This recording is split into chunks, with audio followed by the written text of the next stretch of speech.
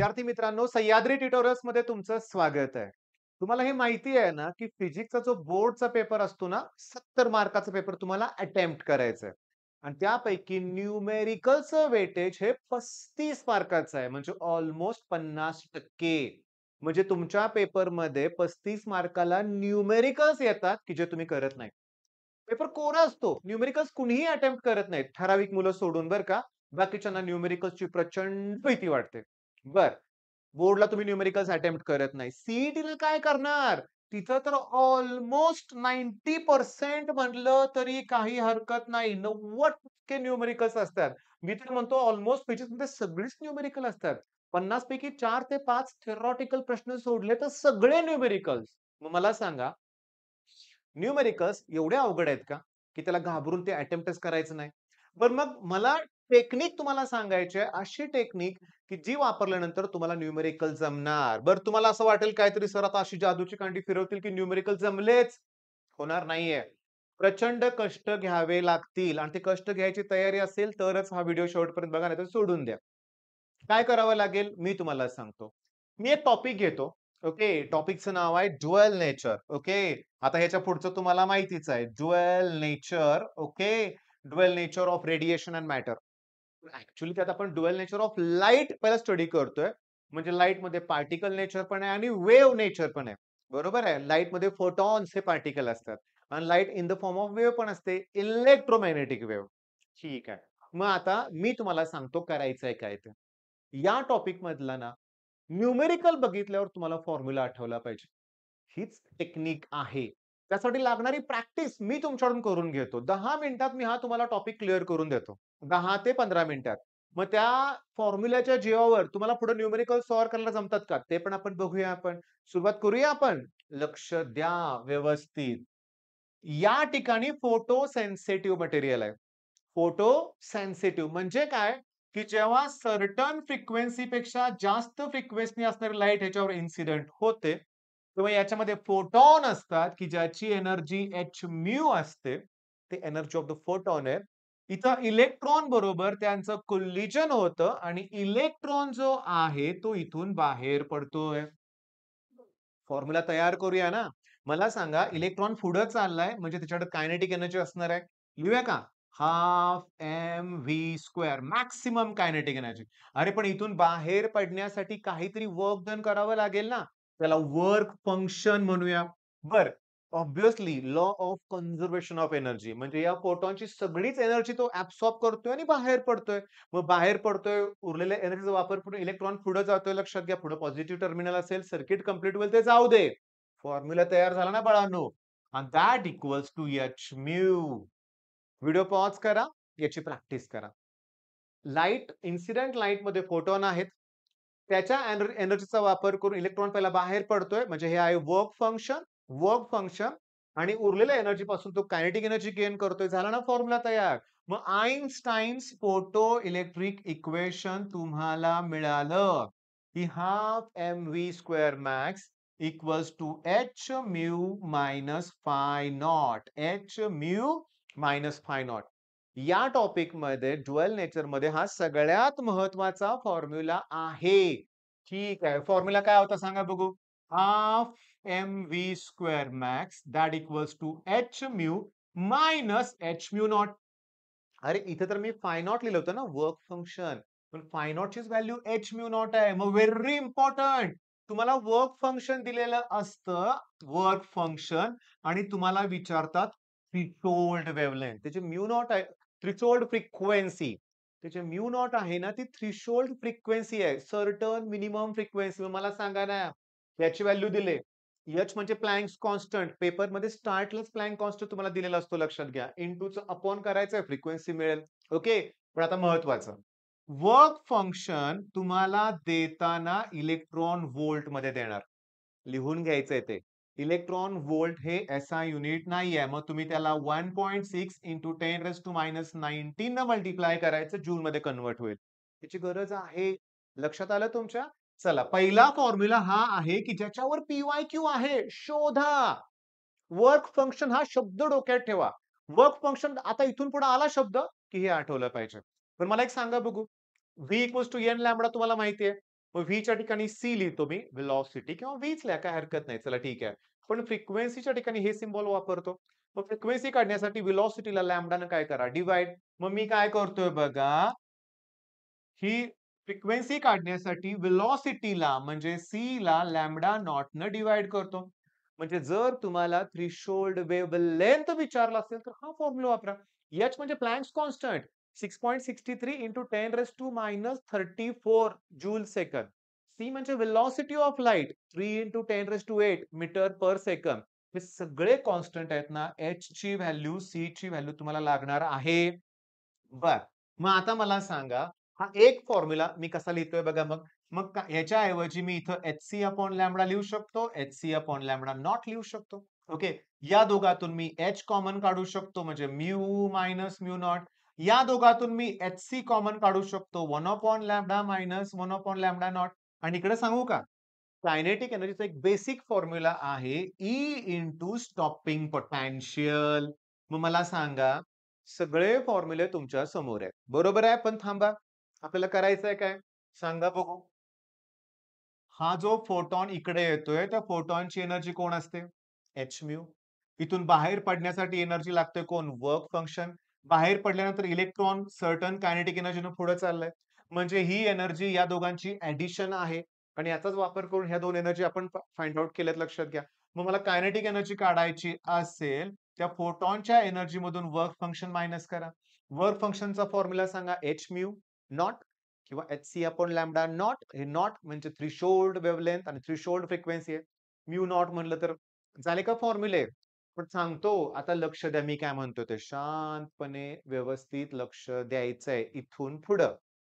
बघा, Einstein's mass energy relation नुसार E equals to m c square असते. हा फॉर्म्युला एकदम स्टँडर्ड फॉर्म्युला आहे, सगळ्यांना माहिती आहे. E equals to m c square. मी तुम्हाला 7 फॉर्म्युले तयार करून दाखवणार आहे. 7 वेव्हलेंथ साठी. डी ब्रॉग्लीज वेव्हलेंथ किंवा डी ब्रॉइज वेव्हलेंथ सुद्धा प्रोनाउन्सिएशन करतात बरेच. नीटची एक्झाम जेव्हापासून सुरू झाली ना 2016-14 काय असेल, तेव्हापासून नीटच्या पेपरमध्ये डी ब्रॉइज वेव्हलेंथ किंवा डी ब्रॉग्लीज वेव्हलेंथचा न्यूमेरिकल असतंच. सीईटी साठी पण मोस्ट इम्पॉर्टंट आहे. मग आता तुम्हाला फिजिक्स साठी ना फॉर्म्युलेशिवाय गत्यंतर नाही, मी अगोदरच सांगतोय हा. आता मला सांगा, आत्ताच आपण लिहिलं होतं फोटॉनची एनर्जी एच म्यू म्हणजेच h c upon lambda. Okay, चला ह्या दोघांना कंपेअर करा. दोन्हीही एनर्जीचेच फॉर्म्युले आहेत. एमसी स्क्वेअर आणि एच सी अपॉन लॅम्बडा. मला सांगा, ही जे सी आहे या स्क्वेअरला कॅन्सल होईल आणि lambda equals to H upon mass into velocity. पहिला फॉर्म्युला डी ब्रॉग्लीज वेव्हलेंथचा जर मास आणि वेलॉसिटी दिली असेल तर एच प्लँक्स कॉन्स्टंट तुम्हाला माहिती आहे, वेव्हलेंथ काढता येते. आता दुसरं डी ब्रॉग्लीज वेव्हलेंथचा फॉर्म्युला, अरे मास इंटू वेलॉसिटीज म्हणजेच लिनियर मोमेंटम. मोमेंटम दिला असेल तरी तुम्हाला काढता येईल. ओके. आता तिसरा फॉर्म्युला तयार करतोय बघा, पटापट मी रिवाइज पण करून घेणार आहे. कायनेटिक एनर्जीचा formula half m v square. Half m v square. चला मी या 2 ने इकडे मल्टिप्लाय करतो. त्याला मासनं पण मल्टिप्लाय करतो. म्हणजे बघा हे 2 इकडे घेतलं. इकडे मास म्हणलं इकडे पण मासनं मल्टिप्लाय करतो. एम स्क्वेअर व्ही स्क्वेअर होणार मग. याला मासनं मल्टिप्लाय केलं, इकडे मासनं मल्टिप्लाय केलं. स्क्वेअर रूट काढतो. ट्वाइस एम ई म्हणजे मास इंटू वेलॉसिटी. अरे मास इंटू वेलॉसिटी म्हणजे हेच बाळांनो. ठीक आहे. मग तिसरा फॉर्म्युला मिळाला lambda equals to H upon root मध्ये twice m e. Lambda equals to H upon root मध्ये ट्वाइस एम ई. सांगतो इथं काय लिहिलंय वाचा. ही जी कायनेटिक एनर्जी आहे त्याचाच फॉर्म्युला आहे ई इंटू स्टॉपिंग पोटेन्शियल. मग चौथा फॉर्म्युला तयार होईल की lambda equals to H upon root मध्ये twice m e into stopping potential. चौथा फॉर्म्युला तयार झाला की नाही. आता पाचवा फॉर्म्युला सांगतो मी फॉर इलेक्ट्रॉन. बघा लक्ष द्या, फॉर इलेक्ट्रॉन. फॉर इलेक्ट्रॉन मला सांगा, एच कॉन्स्टंट माहिती आहे, इलेक्ट्रॉनचं मास माहिती आहे मला 9.1 into 10 raise to minus 31 kg. E ची व्हॅल्यू पण मला माहिती आहे 1.6 इंटू 10 रेस टू मायनस 19. मग सगळ्या व्हॅल्यू माहिती असणाऱ्या पुट केल्या तर मला मिळणार आहे सांगतो 12.28. फक्त स्टॉपिंग पोटेन्शियल मला माहित नाहीये आणि युनिट आहे एंगस्ट्रॉम युनिट. हा पाचवा फॉर्म्युला. आणि सहावा फॉर्म्युला आहे 1.228 स्टॉपिंग पोटेन्शियल नॅनोमीटर मध्ये. नीट मध्ये ह्या दोघांवरती क्वेश्चन्स आलेत. स्टॉपिंग पोटेन्शियल 100 व्होल्ट दिले. किती सोपं आहे रे. इथं 100 पुट करा. त्याचं स्क्वेअर रूट 10. 10 ने डिव्हाईड करा. झालं ना. झालं. तुम्ही बोर्डच्या एक्झाममध्ये हा किंवा हा कुठलाही फॉर्म्युला वापरा. तुम्हाला आन्सर ज्याच्यात पाहिजे त्याच्यात. बोर्डला कुठे म्हणतात आपल्याला, की नॅनोमीटरमध्ये फाइंड आउट करा, एंगस्ट्रॉममध्ये फाइंड आउट करा. असं कुठं असते सांगा बघू? नाही ना. मी तर म्हणलो होतो 7 फॉर्म्युले आहेत. इथे तर 6 झाले. सांगतो. फिजिक्समध्ये काय होतं बघा, की तुम्हाला या टॉपिक मधला फॉर्म्युला त्या टॉपिकमध्ये पण यूज करावा लागेल. मग सांगू का तुम्हाला? हे मला सांगा काय लिहिलंय मी? Angular momentum is integral multiple of h upon 2 pi. काय आहे? पोस्टुलेट आहे. कुणाचं पोस्टुलेट आहे? बोर्स पोस्टुलेट आहे. पहिलं आहे का दुसरं आहे? सेकंड पोस्टुलेट आहे. मग मी इथं काय करतोय बघा मग MV equals to NH upon 2 pi R. काय डोक्यात तुमच्या आलं का? आलं? ठीक आहे. क्रॉस मल्टिप्लिकेशन करूया.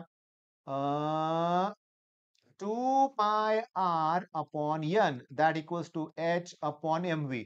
2 पाय आर इकडे घ्या, एम-व्ही इकडे घ्या. मग मला सांगा हे सी म्हणजे व्हेलॉसिटीचे. मग एच अपॉन एम-व्ही म्हणजेच की लॅम्बडा. मग एच अपॉन म्हणजे लॅम्बडाचा 7वा फॉर्म्युला मला मिळाला. काय? 2 पाय आर एन लिहितो बरं का. म्हणजे ती nth ऑर्बिट आहे ना. आणि तुम्हाला माहिती आहे ना, ॲटॉमिकमध्ये r proportional to n square असतं. ती वेगळीच कन्सेप्ट आहे. तोही टॉपिक मी घेईन. पण आज मला तुमच्याकडून हा टॉपिक पाहिजे. चला मी बाजूला सरकतोय. व्हिडिओ पॉज करा तुम्ही आणि हे 7 फॉर्म्युले पटापट जमतायत का बघा. हे 7 फॉर्म्युले तुम्हाला जमतायत का? तर बघा. ओके. आता मी काय करतोय बघा. पहिला formula lambda equals to H upon MV. दुसरा फॉर्म्युला एच अपॉन पी.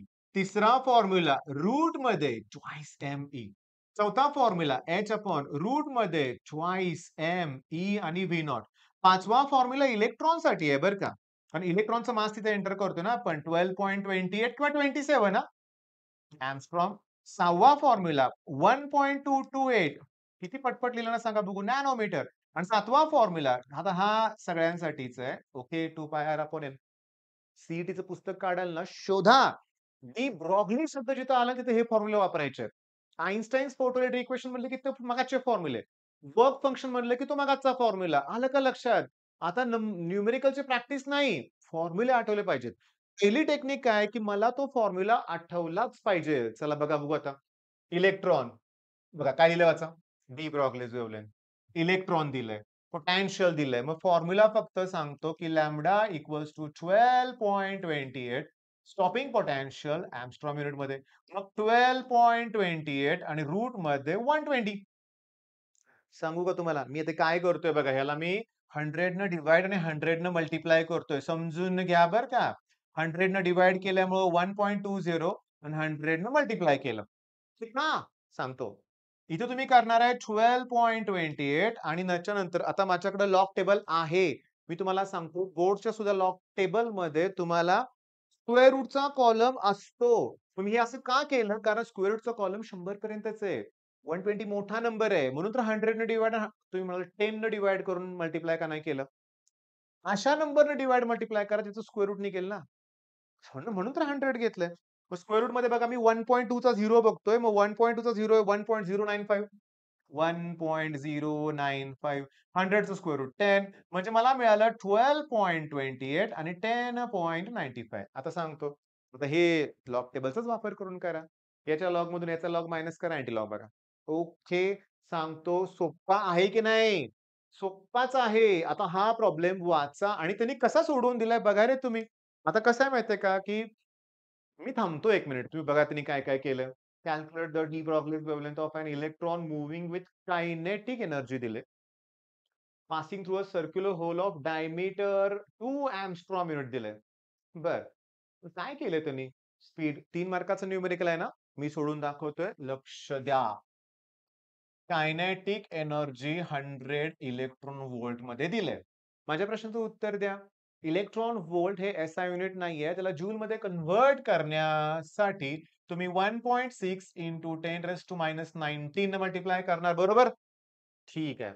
चला नेक्स्ट स्टेपला मी देअरफॉर इथं लिहितो आणि कायनेटिकचा फॉर्म्युला लिहितो की ई इंटू स्टॉपिंग पोटेन्शियल. अरे पण ई ची व्हॅल्यू ही व्हॅल्यू सेम आहे ना. त्याच्यामुळे हे ई ह्या व्हॅल्यूला कॅन्सल होणार आणि स्टॉपिंग पोटेन्शियल मला मिळालं 100 व्होल्ट. ओके. मग आता इलेक्ट्रॉन आहे का शब्द बघा? आहे. मग इलेक्ट्रॉनची डी ब्रॉग्लीज वेव्हलेंथसाठी मी 12.28 रूट मध्ये व्ही नॉट आणि मी एंगस्ट्रॉम युनिट घेतोय. आता मला सांगा डायरेक्ट करतो ना जरा. व्ही नॉटची व्हॅल्यू 100 आहे. 100 ला स्क्वेअर 10 येणार आहे आणि 10 मुळे हा पॉइंट इकडे येणार आहे. उत्तर 1.228 मीटर आलं का बघा? हो, मीटर कसं येईल? मीटर कसं येईल? Angstrom unit. आलं की बरोबर. कळालं का तुम्हाला? न्यूमेरिकल बघितल्या-बघितल्या तुम्हाला आठवलं पाहिजे. What will be the energy of the photon? अरे एनर्जी ऑफ द फोटॉनचा फॉर्म्युला एच म्यू किंवा एचसी अपॉन लॅम्बडा. काय-काय दिले त्यांनी? फ्रिक्वेन्सी दिले. झालं की मग फ्रिक्वेन्सी दिली आणि एच दिले. करा तुमचं तुम्ही लक्षात घ्या. एच व्हॅल्यू किती असणार आहे सांगा बघू? 6.63 into 10 raise to minus 34. Frequency 5 into 10 raise to 14 hertz. ठीक आहे. याला मल्टिप्लाय करा. या रेंजमध्येच उत्तर येणार आहे. हे बघा 6 5 जा 30. 30. पण ह्यांनी 3 पॉइंट दिलंय म्हणून तर बघा 34 मधून 14 गेलं की -20 आलं असतं. त्यांनी -19 दिलंय म्हणजे आलं उत्तर. फॉर्म्युला तरी लिहा ना. फॉर्म्युला लिहिल्यानंतर कॅल्क्युलेशन कराल. पण या स्टेजला मुलांना फॉर्म्युलेच येत नाहीत. हा मोठा प्रॉब्लेम आहे. Speed of the proton having de Broglie's wavelength दिले. Okay. Lambda equals to H upon m v. V विचारलंय. मग व्ही काढण्यासाठी मला h upon m into lambda. H value 6.63 into 10 raise to minus 34. Mass of the proton 1.67 into 10 raise to minus 27. De Broglie's wavelength 0.08 आणि साठी 10 raise to minus 10. Okay. आता ह्यानं 8 न multiply करा विथआऊट लॉग टेबल आणि मग पुन्हा डिव्हाइड करा. आन्सर तुम्हाला मिळून जाईल हे लक्षात घ्या. मग हा व्हिडिओ मला थांबवायचा आहे बरं का. मला हा व्हिडिओ थांबवायचा आहे. मला प्रॉब्लेम सॉल्व्ह करून द्यायचे नाहीयेत तुम्हाला. मला प्रॉब्लेम सॉल्व्ह करून द्यायचे नाहीयेत. पण टेक्निक सांगायचे. टेक्निक हा शब्द चुकीचा वाटतोय इथं मला. पद्धत किंवा कुठल्या पद्धतीने आपण केलं पाहिजे. तर तुम्हाला सांगतो हा जो टॉपिक आहे ना, ह्यातले सगळे फॉर्म्युले आपण बघितलेत. आता तुम्ही काय करा, एम-सी-क्यू असू दे, सॉल्व्हड प्रॉब्लेम असू दे, एक्सरसाइजमध्ये न्यूमेरिकल असू दे, पी-वाय-क्यू शोधा.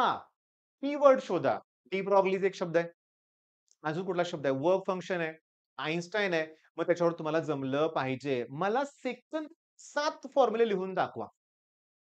सेकंदात म्हणजे ओळीनं म्हणूया आपण. मग लॅम्बडा इक्वल्स टू. हे तुम्हाला आलं पाहिजे लक्षात घ्या. तुम्ही शोधा, काम करा. बरं तुम्हाला असेच बाकीचे टॉपिक पण मी देणार आहे बरं का. ह्याच्यानंतर कुठलातरी दुसरा टॉपिक मी सिलेक्ट करेन. पण मी तुम्हाला फॉर्म्युला लिस्ट बनवा. ती परत-परत लिहा. फालतू एकमेकांवर गप्पा मारण्यापेक्षा एकमेकांना फॉर्म्युले विचारा. तुम्ही नुसतंच बसताय अभ्यास करत पण ते काय वर्थ नाहीये.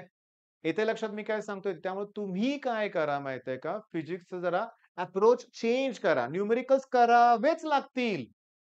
करावे लागतील. त्याला घाबरू नका. मी तुम्हाला क्लिअरली सांगू का, torque equals to I alpha इतका सिंपल फॉर्म्युला आहे रोटेशनल डायनॅमिक्समध्ये. बोर्डला प्रश्न विचारलाय. तुम्ही 2024 चा पेपर काढून बघा. टॉर्क दिलाय आणि अल्फा दिलाय आणि आय विचारलंय. टॉर्क 400 दिलाय आणि अल्फा 20 दिलाय. इंटूचं अपॉन करायचंय. पुस्तकातले सॉल्व्ह प्रॉब्लेम करतो, त्यातलेच आले पाहिजेत. नको. मला सगळे फॉर्म्युले येतात. कुठलाही विचारा. असं पाहिजे. ठीक आहे मग सुरुवात केली आपण. या टॉपिकला फिनिश करायला तुम्हाला 2 तास लागतील. 2 तासांनी नेक्स्ट व्हिडिओ मिळणार. 2 तासांनी तुम्हाला नेक्स्ट व्हिडिओ मिळणारच. करा तयारी. All the best.